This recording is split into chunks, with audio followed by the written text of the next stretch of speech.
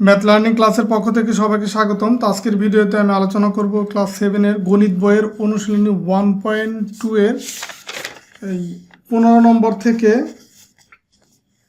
18 নম্বর পর্যন্ত এই চারটা ম্যাথ আমি আজকে আলোচনা করব। তো আমি অলরেডি এই চ্যাপ্টারের যে অনুশীলনী 1.2 এর যে আগের যে ম্যাথগুলো আছে 1 থেকে 14 পর্যন্ত, এগুলো আমি আগের ভিডিওগুলোতে বিস্তারিত আলোচনা করছি এবং সেগুলো সঠিকভাবে বুঝিয়ে দেওয়ার চেষ্টা করছি।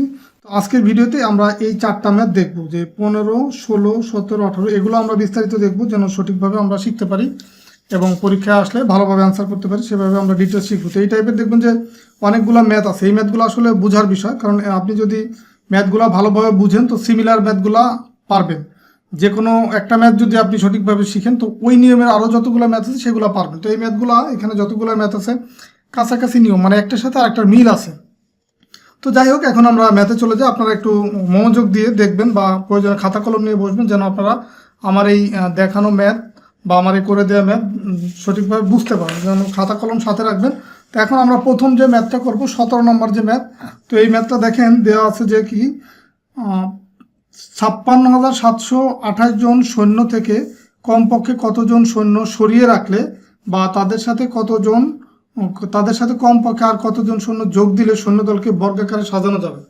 তো এখানে হচ্ছে টোটাল সৈন্য সংখ্যা হচ্ছে 56,728, টোটাল হচ্ছে সৈন্য সংখ্যা।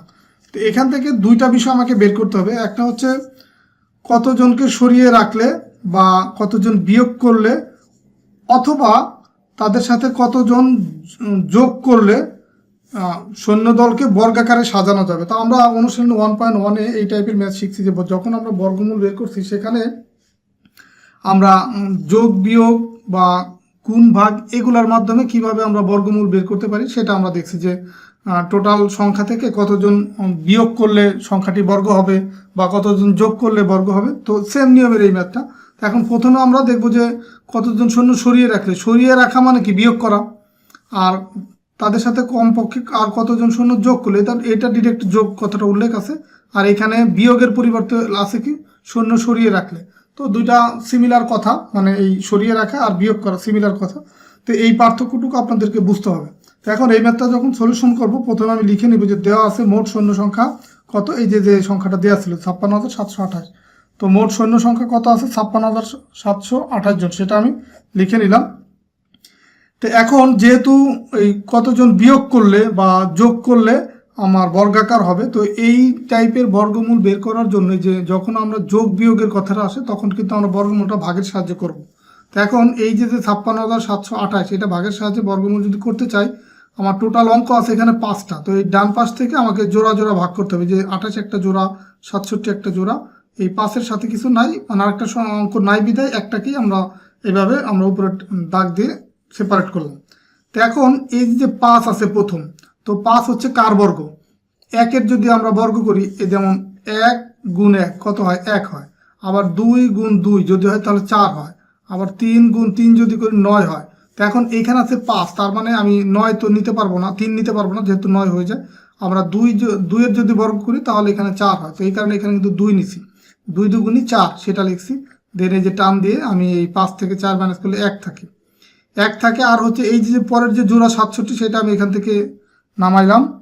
দেন হচ্ছে এই 2-এর যে ডাবল সেটা হচ্ছে কত 4। তো 4-এর সাথে কোন অঙ্কটা বসাইবো এবং সেই অঙ্ক দিয়ে এটাকে গুণ করলে 167 বা এর কাছাকাছি হবে, সেটা হচ্ছে 3। তো এখানেও 3 দিলাম, এখানেও 3 দিলাম, এটা গুণ করলে হয় 129। তো দেন হচ্ছে মাইনাস করলে হয় 38, আর এইখান থেকে যে 28-এর যে জোড়াটা আছে সেই জোড়াটা এখানে নামাইলাম। আর এখানে 23-এর ডাবল কত 46। এখন 46-এর সাথে আরেকটা অঙ্ক আমি বসাবো, সেটা হচ্ছে 8 বসাই যদি, আর এখানেও আরেকটা 8 লিখলাম। এইটা যদি এখন এই 8 দিয়ে যদি এটাকে গুণ করি তখন হয়, এখানে ছিল 3,828, এখানে হবে 3,744। দেন এখানে ভাগশেষ দেখেন আছে কত 84, ভাগশেষ আছে কত 84। আর এইখানে যে আমরা এই 8 কেন বসালাম, 8 বসালাম এই কারণে, এই 8 বসানোর পরে যে সংখ্যাটা আমি পেলাম সেটাকে যদি 8 দিয়ে গুণ করি এই 3,828-এর কাছাকাছি হবে। আর এটা নিয়ম হচ্ছে এই যে প্রথম যে অঙ্কটা, মানে এই অঙ্কটা আছে 4, এই 4-কে যদি 8 দিয়ে গুণ করি 4 এটা 32, আর এখানে আছে 38, তার মানে আমার আরেকটু গ্যাপ আছে, আমি হাতে যা থাকবে সেটা যোগ করলে কাছাকাছি হবে। তো এইভাবে করে মিলাবেন। কখনো এখানে যদি আমি 8-এর পরিবর্তে 9 দিতাম তাহলে একবারে কত 4 নং 36 হয়ে যেত। হাতে থাকতো মাত্র এখানে 2, এখানে 38, এখানে তো 36। তো হাতে যেটা থাকতো সেটা যোগ করলে 38-এর চেয়ে বেশি হয়ে যেত। এই কারণে কিন্তু আমি 9 নিতে পারবো না।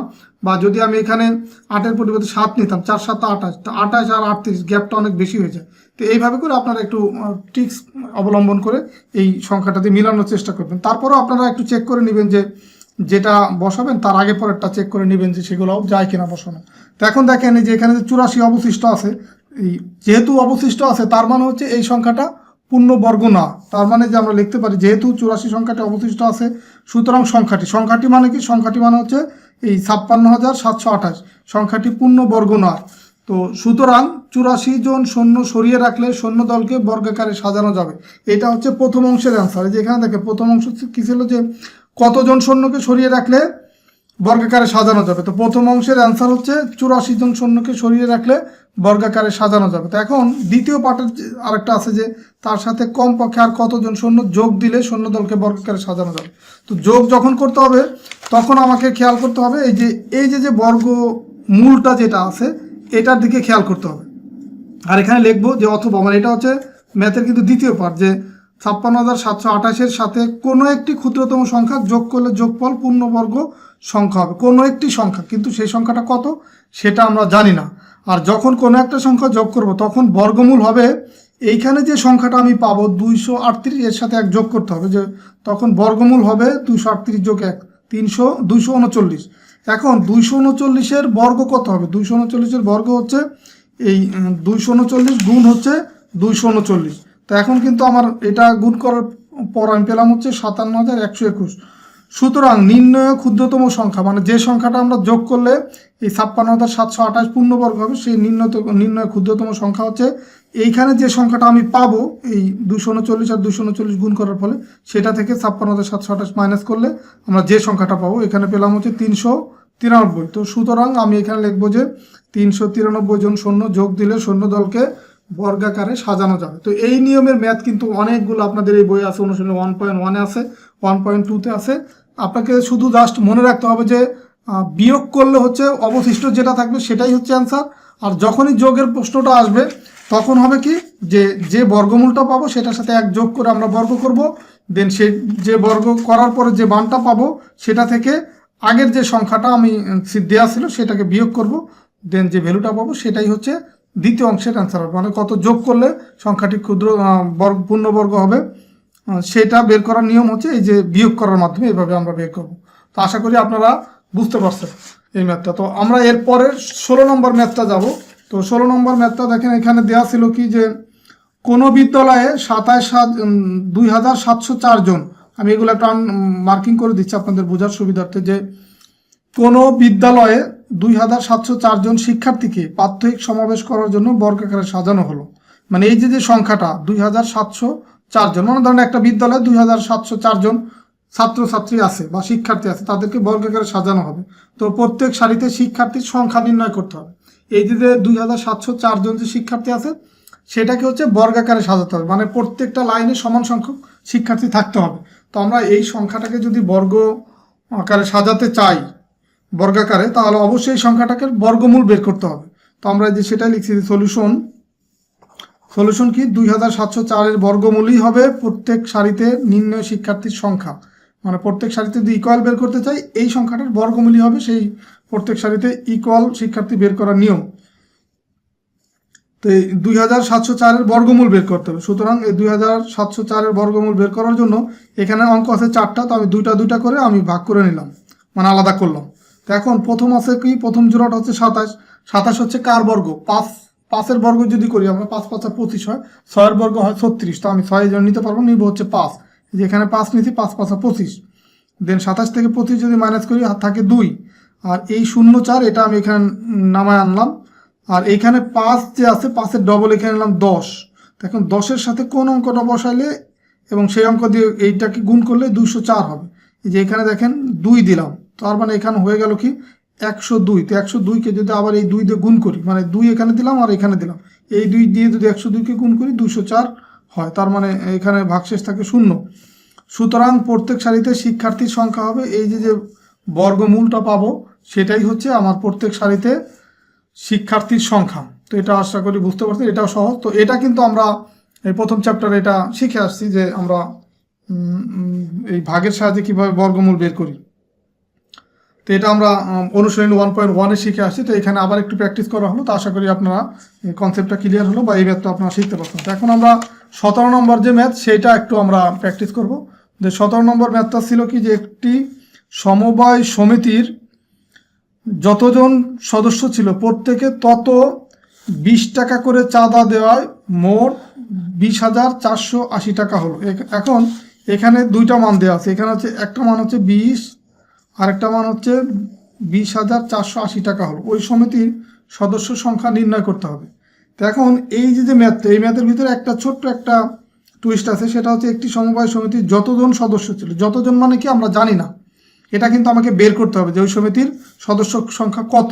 তো এখানে একটা বিষয় ছিল, যতজন সদস্য ছিল প্রত্যেকে তত 20 টাকা করে দিবে। এই যে তত কথাটা আছে, তত কথাটার ভিতরে একটা প্যাচ আছে। তো এখন আমি লিখবো যে মনে করি সমিতির সদস্য সংখ্যা কজন, মানে এটা আমি হচ্ছে ধরে নিলাম, যেহেতু আমার সদস্য সংখ্যা নির্ণয় করতে হবে, এটা আমরা জানি না। তো নির্ণয় করার জন্য আমি এটা আগে ধরে নিলাম যে সমিতির সদস্য সংখ্যা হচ্ছে কজন। এখন একজন শ্রমিক, এই যে বলছে কি যে একটি সমবায় সমিতির যতজন সদস্য ছিল প্রত্যেকে মানে কি একজন। তো একজনের চাঁদা দেয় হতে তত 20, মানে আমি যতজন ধরলাম ততর সাথে 20 গুণ হবে। তা আমি ধরলাম হচ্ছে কজন, তার মানে একজন চাঁদা দেয় 20 ইন্টু এই যে যতজন ধরছি সেটার গুণ, তার মানে 20 এত টাকা হচ্ছে একজনের চাঁদা দেয়। আর আমি এখানে শ্রমিকের সংখ্যা ধরলাম কত, সমবায় সমিতির সদস্য সংখ্যা ধরছি হচ্ছে কজন। তো একজন যদি চাঁদা দেয় 20 তো কজন সদস্য চাঁদা দিবে কত, এই 20 সাথে গুণ হবে আর একটা মানে এই কটা গুণ হবে। তো এই 20 আর এই গুণ করলে হয় 20 স্কোয়ার, এত টাকা। এটা হচ্ছে আমার টোটাল যতজন সদস্য ছিল তাদের চাঁদার পরিমাণ হচ্ছে 20 স্কোয়ার বা পাওয়ার 2। এটা হয় আমার টোটাল শ্রমিকের সদস্য সংখ্যার চাঁদার পরিমাণ। তো এখন সেই টোটাল চাঁদার পরিমাণ আবার ম্যাথের ভিতরে কিন্তু দিয়ে দিয়েছে, এখানে কত, সেটা 20,480। তো প্রশ্ন অনুসারে এই যে 20 স্কোয়ার ইকুয়াল এটা লেখা যায়। তো সেটা আমি লিখছি প্রশ্ন মতে 20 স্কোয়ার ইকুয়াল হচ্ছে 20,480। তো এখন স্কোয়ার মানে হচ্ছে এই 20টা ডান পাশে নিচে চলে যাবে, ভাগ হয়ে যাবে। তো এইটা আর এটা কাটাকাটি করলাম, আর এই 2 দিয়ে যদি 2048কে আমি ভাগ করি তখন পাবো হচ্ছে 1024। তো এখন এখানে আছে স্কোয়ার, তার মানে স্কোয়ারটা যদি আমি এই বাম পাশ থেকে ডান পাশে নিতে চাই তখন এই যে 1024 এটার উপর রুট হবে। তো এটার উপরে যে রুট হয়েছে, তো এখন এই 1024 হচ্ছে 32 গুণ 32 এর মান, যে 32 গুণ যদি আমরা 32 করি তো আমি এখানে পাবো হচ্ছে 1024। তার মানে এই 1024-এর পরিবর্তে কিন্তু আমরা এই 32 গুণ 32, যে 32 গুণ 32 এটা কিন্তু আমরা লিখতে পারি। আর যেহেতু এটার উপর রুট ছিল তো 32 স্কোয়ার হয়, আর রুট আর স্কোয়ার কাটা দেয়, এখানে থাকে কিন্তু শুধু 32। আমি একবার এটা লিখে দিছি 32। সুতরাং এই কর মান পেলাম কত, 32। আর কল আমরা ধরে নিয়েছিলাম কি সমিতির সদস্য সংখ্যা, এটাই কিন্তু আমাকে বের করতে বলছে। তো সুতরাং সমিতির সদস্য সংখ্যা হবে কত, 32 জন। তো আশা করি এই ম্যাথটা আপনারা বুঝতে পারছেন। তো আজকে ভিডিওতে আমরা আরেকটা ম্যাথ করব, লাস্ট ম্যাথ, যেটা হচ্ছে 18 নম্বর ম্যাথ। তো 18 নম্বর ম্যাথ দেখেন কি দেওয়া আছে, যেই ম্যাথটা করব, যে কোনো বাগানে 1800টি চারা গাছ, মানে 1008টি চারা গাছ বর্গাকারে লাগাতে গিয়ে 36টি গাছ বেশি হলো।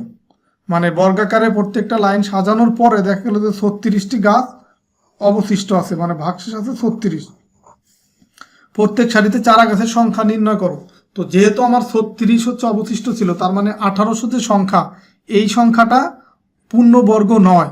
তো এইটা পূর্ণবর্গ করার জন্য এই 1800 থেকে এই 36 যে অবশিষ্ট ছিল সেই সংখ্যাটা আমাকে বাদ দিতে হবে। এটা যদি আমি বাদ দিই, বাদ দেওয়ার পরের যে সংখ্যাটা পাবো সেটা হচ্ছে পূর্ণবর্গ সংখ্যা। আর পূর্ণবর্গ সংখ্যা হলেই আমরা প্রত্যেক সারিতে সমান সংখ্যক চারা রোপণ করতে পারবো। তো এখন সলিউশন যখন করবো, লিখবো যে বর্গাকারে সাজানো গাছের সংখ্যা। এই বর্গাকারে সাজানো গাছের সংখ্যা হবে কত, আমার টোটাল গাছ থেকে এই যেটা অবশিষ্ট ছিল সেটা বাদ দিতে হবে। তো 1800 মাইনাস হচ্ছে 36, এখানে পাবো হচ্ছে 1764টি গাছ। তো এখন 1764টি যে গাছ পেলাম, এখন আমাকে বলছে এই যে 1764 পেলাম, এটাকেই আমরা বর্গাকারে সাজাতে পারবো। মানে এই সংখ্যাটা, এই যে চারা যতগুলি পেলাম, এটাকে আমি প্রত্যেক লাইনে সমান সংখ্যক চারা রোপণ করতে পারবো। তো এখন 1764 এর যদি সমান বর্গমূল বের করতে চাই, তার বর্গমূলই যদি বের করতে পারি, তখন সেটাই হবে কিন্তু প্রত্যেক লাইনের সমান সংখ্যক চারা।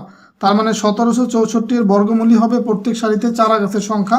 সুতরাং এটার বর্গমূল বের করবো। আর বর্গমূল বের করা আমরা অলরেডি এটা শিখে ফেলছি যে ভাগের সাহায্যে যে বর্গমূলটা বের করব সেটা হচ্ছে আমার টোটাল যতগুলো অঙ্ক থাকবে জোড়া জোড়া করে আমি আলাদা করব। তো এখন এখানে 4টা অঙ্ক আছে, এই 64 একটা জোড়া, 17 একটা জোড়া। তো এখন এই 17 হচ্ছে কার বর্গ? এই দেখেন যে 4 4 কত 16 হয়, আর এটাই হচ্ছে 17 সবচাইতে কাছাকাছি একটা মান, বর্গ হিসাবে কাছাকাছি একটা মান।